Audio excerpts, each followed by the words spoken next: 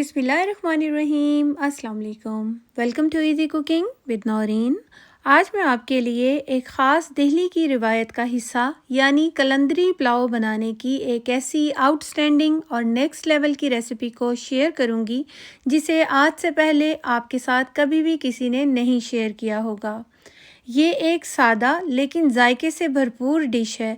इसमें गोश्त को और चावल को यखनी और मसालों के साथ एक ऐसे ख़ास तरीके से पकाकर तैयार किया जाता है जिसकी वजह से इसकी हर एक बाइट में आपको एक ऐसा मुनफरिद टेस्ट और खुशबू मिलती है जो कि इसके टेस्ट को बहुत ही नेक्स्ट लेवल पर ले जाती है।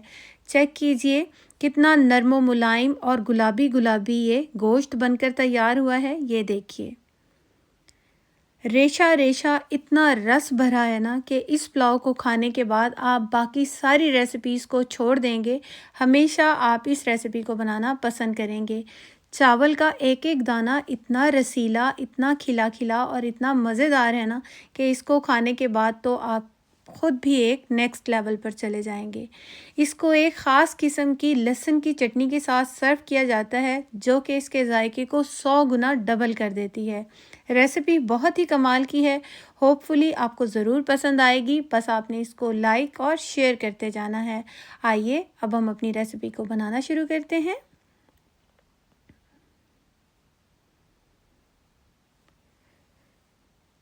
यहाँ पर मैंने लिए हैं आधा किलो चावल और इसको मैंने अच्छी तरह से सबसे पहले साफ़ कर लिया था। जब चावल अच्छी तरह से साफ़ हो जाएंगे तो हम इसको खुले पानी से बहुत अच्छे तरीके से वॉश कर लेंगे। चावल को किस तरह और कितना वॉश करना है ये भी मैं आपको बताती हूँ। ये बहुत ही इम्पॉर्टेंट टिप होती है जिसकी वजह से आपका जो चावल है बहुत ही खिला खिला और ज़बरदस्त बनता है। चावल को आपने हल्के हाथ से इस तरीके से आहिस्ता आहिस्ता मलते हुए आपने पानी के अंदर एक बार इसको इस तरह से मलना है और जब सारा गदला पानी, सारा स्टार्च चावल का ऊपर की तरफ आ जाएगा और चावल का एक एक दाना बहुत अच्छे से साफ़ हो जाएगा, फिर हम इसको खुले पानी से 3 से 4 मरतबा धो लेंगे। यहाँ पर नॉर्मल यानी कि ठंडे पानी से हमने चावल को अच्छे तरीके से वॉश कर लेना है। अब मैंने यहाँ पर चावल को भिगो कर रख दिया है और चावल को तकरीबन 15 से 20 मिनट ज़रूर भिगोया करें जिससे चावल बहुत अच्छा बनता है। कम से कम 15 से 20 मिनट और ज़्यादा से ज़्यादा आप इसको 25 से 30 मिनट ज़रूर भिगो के रखें। आधा किलो मैंने चावल लिए थे और 700 ग्राम मैंने ये मटन का गोश्त लिया है और ये तकरीबन बोनलेस गोश्त है जिसमें मैंने 3 से 4 जो हैं ये इस तरह की मीखों वाली हड्डियाँ डलवाई हैं जिससे यखनी बहुत ही जायकेदार बनती है। ये देखिए 3 से 4 बस मैंने ये हड्डियाँ डलवाई हैं, बाकी सारा गोश्त जो है वो बोनलेस है। इसको भी हम साइड पे कर देंगे। इसे मैंने अच्छी तरह से धोने के बाद खुश्क भी कर लिया है। अब हम इसको पकाना शुरू करते हैं। यहाँ पर मैंने एक बड़ी सी देगची ले ली है। जितना अच्छा आपका खुले मुँह वाला बर्तन होगा चावल उतना ही खिला खिला बनकर तैयार होता है। 1 कप मैंने उसके अंदर ऑयल ऐड किया है और यहाँ पर मैंने डाली है 2 इंच का अदरक का टुकड़ा जूलियन कट करके। 3 अदद छोटे साइज़ की हरी मिर्चें थी मेरे पास, मैंने वो डाल दी हैं।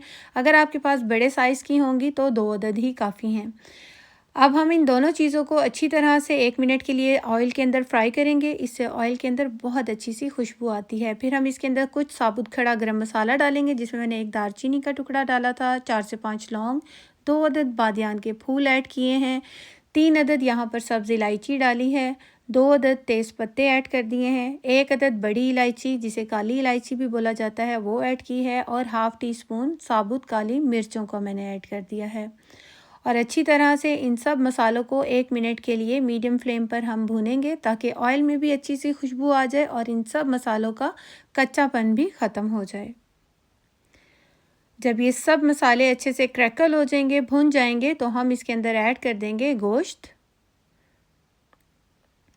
चूल्हे की फ्लेम अब हाई कर देंगे और हाई फ्लेम पर यहाँ पर गोश्त की हमने भुनाई करनी है। साथ ही हम इसके ऐड कर देंगे 1 टीस्पून नमक और अच्छी तरह से अब हमने नमक के साथ गोश्त को भूनना है। इस तरह गोश्त के अंदर बहुत अच्छा जायका बनता है, बहुत अच्छा फ्लेवर आता है। आप देखते जाइए कि इस रेसिपी में गोश्त को चावलों के साथ किस तरह पकाया जाता है, ये बहुत ही इम्पॉर्टेंट है। जब मैंने यहाँ पर ऐड किया था साबुत गरम मसाला, उसके साथ ही आपने ऐड कर देना है 1 टीस्पून ज़ीरा। मैं डालना भूल गई थी, इसलिए मैंने गोश्त की भुनाई के दौरान इसको ऐड कर दिया है। अच्छी तरह से अब हमने इसको भूनना है। गोश्त को हम इतना भूनेंगे कि इसका कलर मुकम्मल तौर पर चेंज हो जाए। इस तरह भूनने से गोश्त की जो अपनी स्मेल होती है वो ख़त्म होती जाती है और इसका एक नया से नया फ्लेवर बनता जाता है। अब मैंने इसके अंदर ऐड कर दिया है 1 टेबलस्पून भर कर लहसुन और अदरक का पेस्ट। लहसुन अदरक के पेस्ट के साथ 5 मिनट के लिए हमने गोश्त को भूनना है और मीडियम फ्लेम पर हम भूनेंगे। इससे गोश्त के अंदर, स्पेशली जो मटन का गोश्त होता है, उसके अंदर हल्की सी हमक होती है, वो बिल्कुल ख़त्म हो जाएगी। अब हम इसके अंदर ऐड कर रहे हैं आधा कप दही, यानी कि 3 बड़े चम्मच भर कर मैंने गाढ़ा दही ऐड कर दिया है। टोटल ये आधा कप दही बनेगा।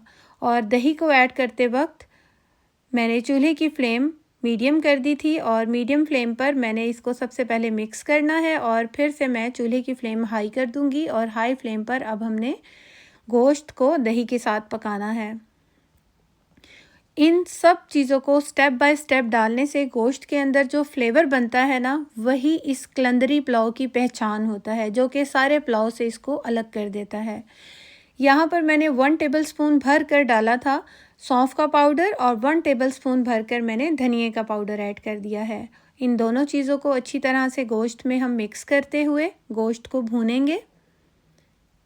इस टाइम पर बहुत ही अच्छी सी खुशबू आ रही है और गोश्त की जो अपनी हमक होती है वो बिल्कुल ख़त्म हो गई है। ये चेक कीजिए, ऑयल सेपरेट हो गया है और सारे मसालों की कितनी बेहतरीन सी भुनाई हुई है। इसकी भुनाई पर तकरीबन इस टाइम तक मुझे 10 से 12 मिनट लगे हैं, जो कि ये गोश्त हमारा जो है बनकर तैयार हुआ है अभी तक। अब हम इसके अंदर ऐड कर देंगे तकरीबन 2 लीटर पानी, जिसमें हमारी जो है यखनी भी बनेगी और गोश्त भी गल जाएगा। अच्छी तरह से पानी को मिक्स करेंगे।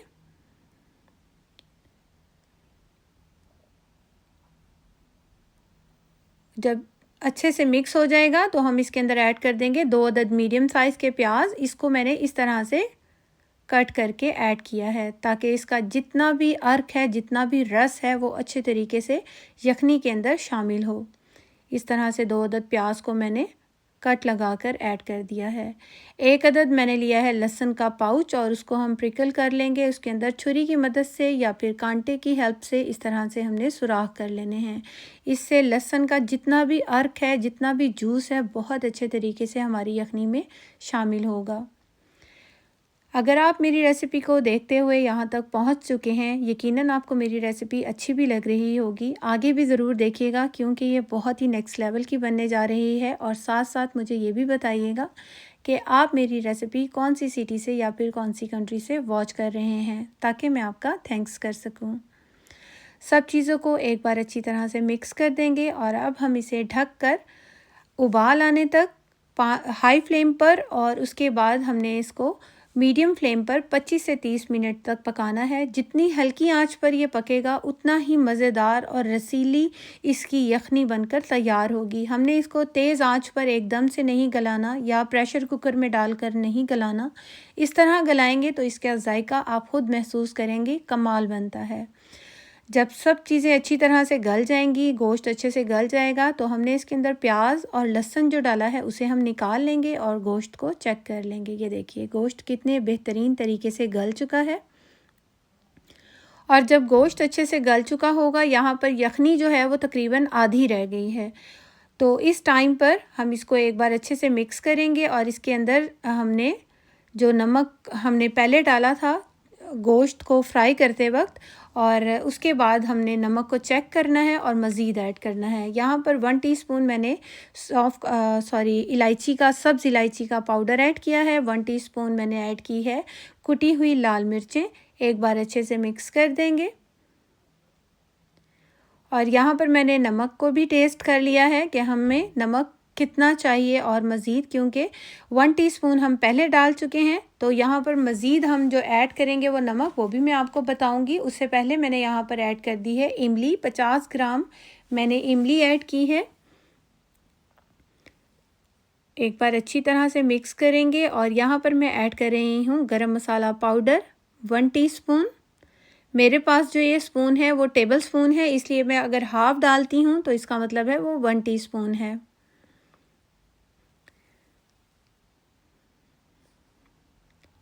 सब चीज़ों को एक बार अच्छी तरह से मिक्स कर देंगे और इसके बाद यहाँ पर मैं नमक को ऐड करूँगी। जब सब चीज़ों को आप मिक्स कर देंगे उसके बाद अगर आपने नमक ऐड किया तो आपको उसका टेस्ट का अंदाज़ा ज़्यादा अच्छा होगा कि इसको नमक और कितना चाहिए।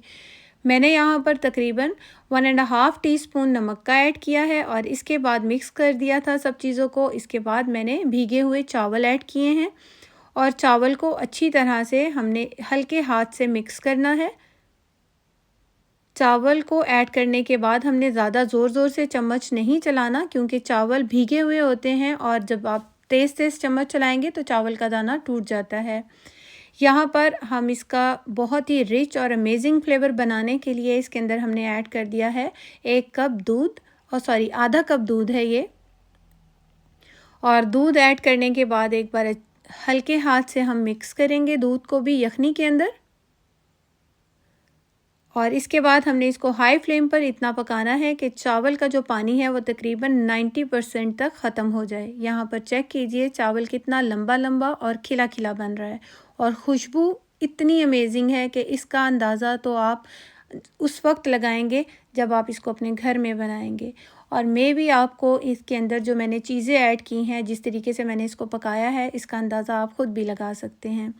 थोड़ा सा हरा धनिया और पुदीना मैंने इसके ऊपर डाला था। अब हम इसको दम वाली फ्लेम पर रखेंगे। 2 से 3 मिनट हाई फ्लेम पर और 10 मिनट के लिए लो फ्लेम पर रखेंगे और 10 मिनट के बाद इसका चूल्हा हमने बंद कर देना है और 5 मिनट के बाद इसका हमने ढक्कन उठाना है। फ़ौरन से ढक्कन नहीं उठाना, चूल्हा बंद करके आपने 5 मिनट का स्टे देना है और उसके बाद इसका ढक्कन हमने उठाना है। इससे चावल जो है ठहर जाता है, उसके अंदर एक अच्छी सी पकड़ आती है। चावल नरम होता है तो बहुत जल्दी टूट जाता है और अगर चावल अच्छे तरीके से सेट हो जाएगा फिर आप इसको हिलाएंगे तो चावल बहुत ही बेहतरीन और खिला खिला रहेगा। ये चेक कीजिए ना, गोश्त की बोटियाँ कैसी गुलाबी गुलाबी बनकर तैयार हुई हैं और जायका इतना अमेजिंग है कि इसे खाकर ना आपका दिल खुश हो जाएगा। यकीन मानिए आपने बहुत से पुलाव अपने घर में बनाए होंगे और खाए होंगे, लेकिन अगर सब लोग इन्हीं चीज़ों को, सौंफ को, धनिए को, इन्हीं चीज़ों को ऐड करते हैं, लेकिन मसालों का ये जो हेर फेर होता है ना, वो इसके जायके को चेंज कर देता है। इसको पकाने का तरीका इसके जायके को चेंज कर देता है। नमक, मिर्च, हल्दी, धनिया पाउडर सब लोग डालते हैं, लेकिन हर एक से वो जायका नहीं बनता। तो आप मेरी रेसिपी को पूरा फॉलो करते हुए अगर उसी तरह से उन्हीं चीज़ों को इस्तेमाल करेंगे तो यकीन मानिए आपकी दावतों की ये शान बन जाएगी। ये पुलाव इतना कमाल का बनता है। इसमें गोश्त इतना नरम मुलायम गला हुआ बनता है, नरम मुलायम बोटियाँ होती हैं। ये चेक करें, ये आपको महसूस हो रहा होगा कि इस टाइम मेरे मुंह में पानी आ रहा है इसकी वॉइस ओवर करते वक्त, क्योंकि ये बना बहुत ही कमाल का था और मेरा दिल चाह रहा है अभी भी ये हो और मैं इसको खाऊं, जो कि अब नहीं है। मैं इंशाल्लाह फिर बनाऊंगी। तो ये चेक कीजिए कितना बेहतरीन गुलाबी गुलाबी गोश्त बनकर तैयार हुआ है। चावल की बाइट तो कमाल की है। इसको मैंने लहसुन की चटनी के साथ, रेड चटनी के साथ सर्व किया था। उसकी रेसिपी मैंने इसके अंदर इसलिए नहीं डाली कि मैंने इसको डिटेल में आपको बताना था तो रेसिपी बहुत लंबी हो जाती। तो अगर आपको लहसुन की चटनी की रेसिपी चाहिए तो मुझे कमेंट बॉक्स में ज़रूर बताइएगा, वो रेसिपी भी मैं आपके साथ शेयर करूँगी। कमाल की रेसिपी है।